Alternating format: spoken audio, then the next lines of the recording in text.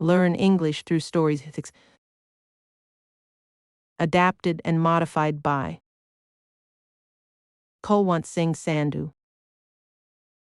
Contents: 1. An Astrologer's Day. 2. Graphology, an index to personality. 3. Grammar page, past continuous. 1. An Astrologer's Day. By R.K. Narayan. Punctually at midday, he opened his bag and spread out his professional equipment, which consisted of a dozen cowrie shells, a square piece of cloth with obscure mystic charts on it, a notebook and a bundle of palm leaf writing. His forehead was resplendent with sacred ash and vermilion, and his eyes sparkled with a sharp, abnormal gleam, which was really an outcome of a continual searching look for customers, but which his simple clients took to be a prophetic light and felt comforted. The power of his eyes was considerably enhanced by their position, placed as they were between the painted forehead and the dark whiskers which streamed down his cheeks. Even a half-wit's eyes would sparkle in such a setting. To crown the effect, he wound a saffron-colored turban around his head. This color scheme never failed. People were attracted to him as bees are attracted to marigolds or dahlia flowers. He sat under the boughs of a spreading tamarind tree, which edged a path running through the town hall park. It was a remarkable place in many ways. A surging crowd was always moving up and down this narrow road morning till night. A variety of trades and occupations was represented all along its way: medicine sellers, sellers of stolen hardware and junk, magicians, and above all, an auctioneer of cheap cloth, who created enough noise all day to attract the whole town. Next to him in vociferousness came a vendor of fried groundnuts, who gave his ware a fancy name each day, calling it Bombay ice cream one day, and on the next Delhi almond, and on the third Raja's delicacy, and so on and so forth, and people flocked to him. A considerable portion of this crowd dilly-dallied before the astrologer too. The astrologer transacted his business by the light of a flare which crackled and smoked up above the groundnut heap nearby. Half the enchantment of the place was due to the fact that it did not have the benefit of municipal lighting. The place was lit up by shop lights. One or two had hissing gaslights, some had naked flares stuck on poles, some were lit up by old cycle lamps, and one or two, like the astrologers, managed without lights of their own. It was a bewildering crisscross of light rays and moving shadows. This suited the astrologer very well, for the simple reason that he had not in the least intended to be an astrologer when he began life, and he knew no more of what was going to happen to others than he knew what was going to happen to himself next minute. He was as much a stranger to the stars as were his innocent customers. Yet he said things which pleased and astonished everyone. That was more a matter of study, practice, and shrewd guesswork. All the same, it was as much an honest man's labor as any other, and he deserved the wages he carried home at the end of the day. He had left his village without any previous thought or plan. If he had continued there, he would have carried on the work of his forefathers, namely, tilling the land, living, marrying, and ripening in his cornfield and ancestral home. But that was not to be. He had to leave home without telling anyone, and he could not rest till he left it behind a couple of 100 miles. To a villager, it is a great deal, as if an ocean flowed between. He had a working analysis of mankind's troubles, marriage, money, and the tangles of human ties. Long practice had sharpened his perception. Within 5 minutes he understood what was wrong. He charged 3 pays per question and never opened his mouth till the other had spoken for at least 10 minutes, which provided him with enough stuff for a dozen answers and several pieces of advice. When he told the person before him, gazing at his palm, "In many ways you are not getting the fullest results for your efforts," 9 out of 10 were disposed to agree with him. Or he questioned, "Is there any woman in your family, maybe even a distant relative, who is not well disposed towards you?" Or he gave an analysis of character. "Most of your troubles are due to your nature. How can you be otherwise with Saturn where he is? You have an impetuous nature and a rough exterior." This endeared him to their hearts immediately, for even the mildest of us loves to think that he has a forbidding exterior. The nuts vendor blew out his flare and rose to go home. This was a signal for the astrologer to bundle up too, since it left him in darkness except for a little shaft of green light which strayed in from somewhere and touched the ground before him.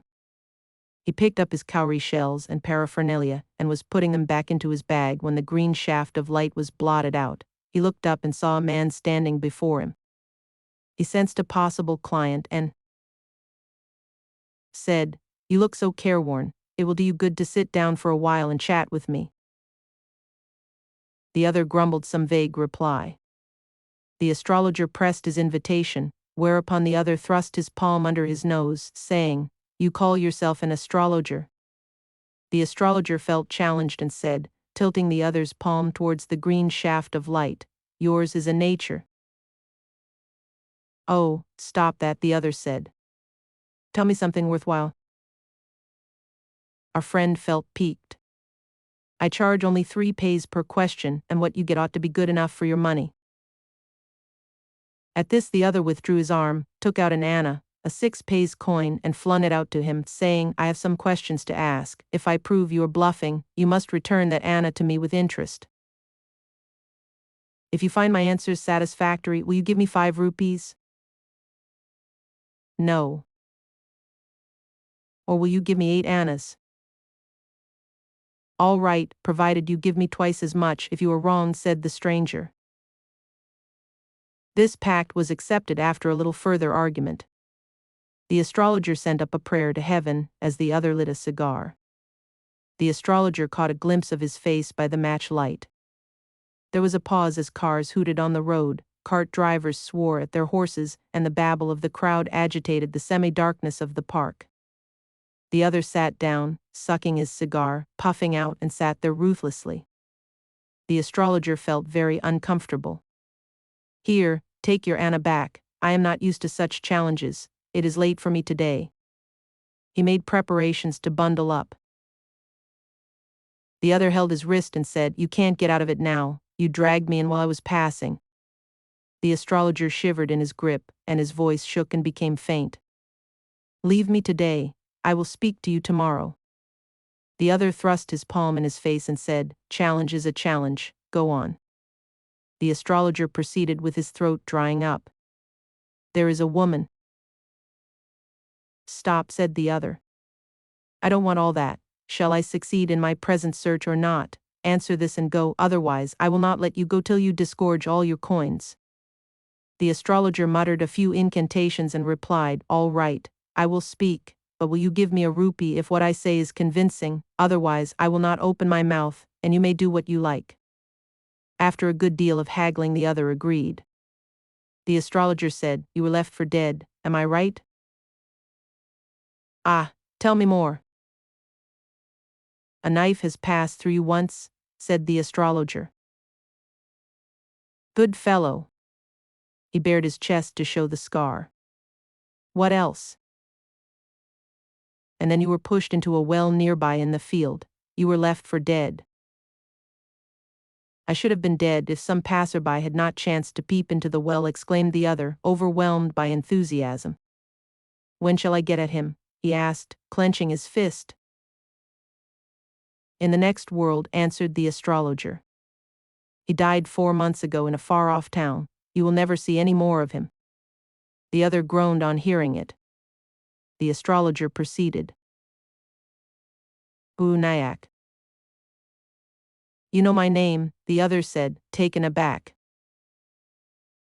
"As I know all other things, Guru Nayak, listen carefully to what I have to say. Your village is a 2-day journey due north of this town. Take the next train and be gone. I see once again great danger to your life if you go from home." He took out a pinch of sacred ash and held it out to him. "Rub it on your forehead and go home. Never travel southward again, and you will live to be 100. "Why should I leave home again?" the other said reflectively. "I was only going away now and then to look for him and to choke out his life if I met him." He shook his head regretfully. "He has escaped my hands. I hope at least he died as he deserved." "Yes," said the astrologer. "He was crushed under a lorry." The other looked gratified to hear it. The place was deserted by the time the astrologer picked up his articles and put them into his bag. The green shaft was also gone, leaving the place in darkness and silence. The stranger had gone off into the night after giving the astrologer a handful of coins.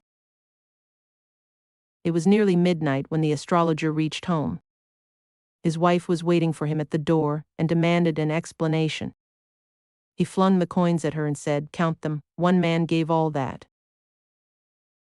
12.5 annas, she said, counting. She was overjoyed. "I can buy some jalebis and ladus tomorrow. The child has been asking for sweets for so many days now. I will prepare some delicious stuff for her." "The swine has cheated me. He promised me a rupee," said the astrologer. She looked up at him. "You look worried. What is wrong?" "Nothing." After dinner, sitting on the bed, he told her, "Do you know a great load is gone from me today? I thought I had the blood of a man on my hands all these years. That was the reason why I ran away from home, settled here and married you. He is alive." She gasped. "You tried to kill?" "Yes, in our village, when I was a silly youngster. We drank, gambled and quarreled badly one day. Why think of it now?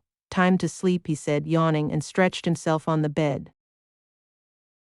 Vocabulary. 1. Resplendent. Brightly colored in an impressive way, she looked resplendent in a silk dress. 2. Halfwit.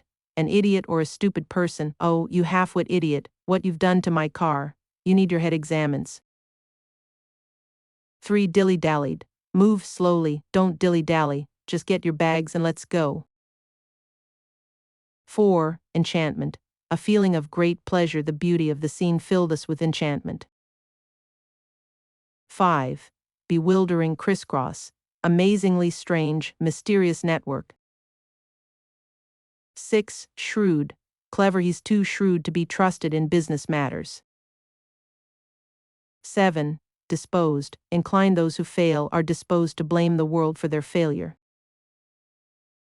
8. Well disposed. Friendly or kindly. He felt well disposed towards her.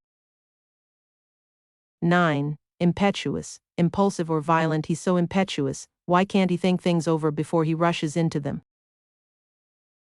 10. Forbidding. Unfriendly or hostile. There was something a little severe and forbidding about her face. 2. Graphology. An index to personality.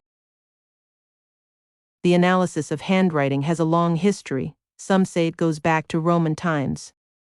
Modern graphology began early in the 19th century, when French churchman Jean-Hippolyte Michon created the first graphological catalogue examining, for example, where letters fall on the line, their shape and the pressure exerted.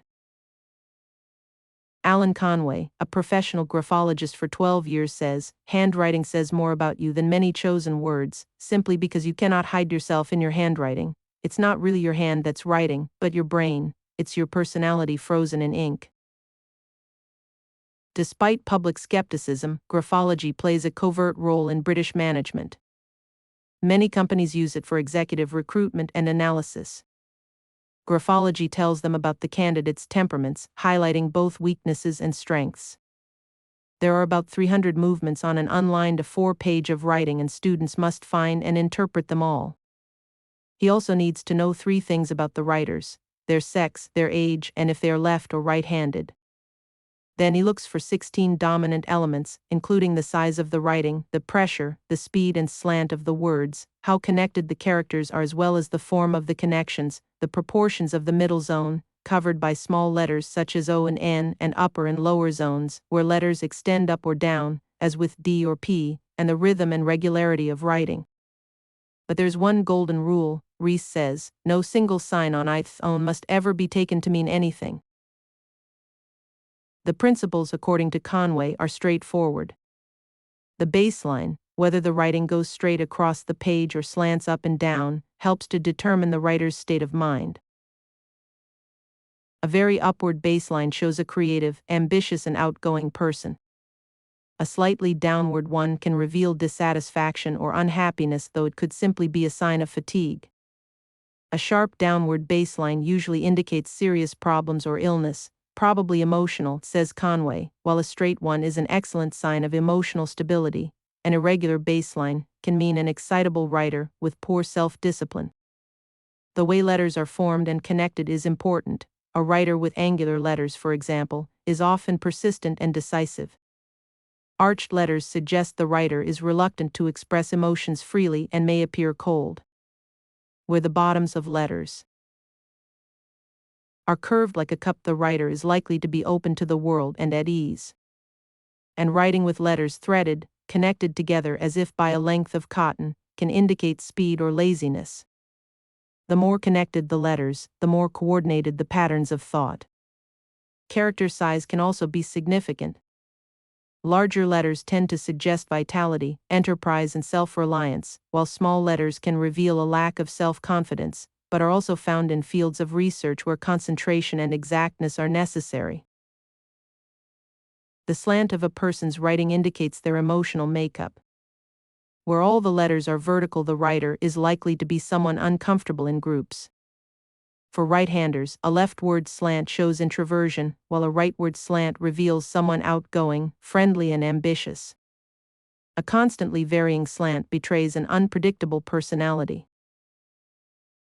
The spacing between words points to the writer's organizational abilities. Wide spacing suggests individuality, extravagance, self-confidence, and sociability.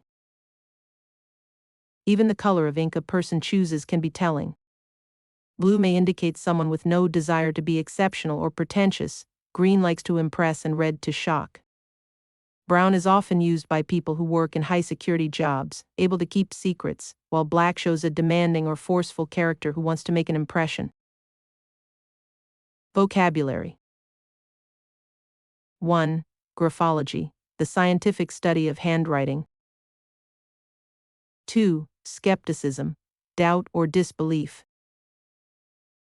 3. Coverts, concealed, secret, or hidden.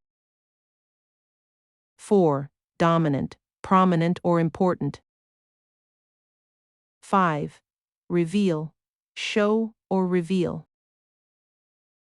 6. Stability, fixed or being firm.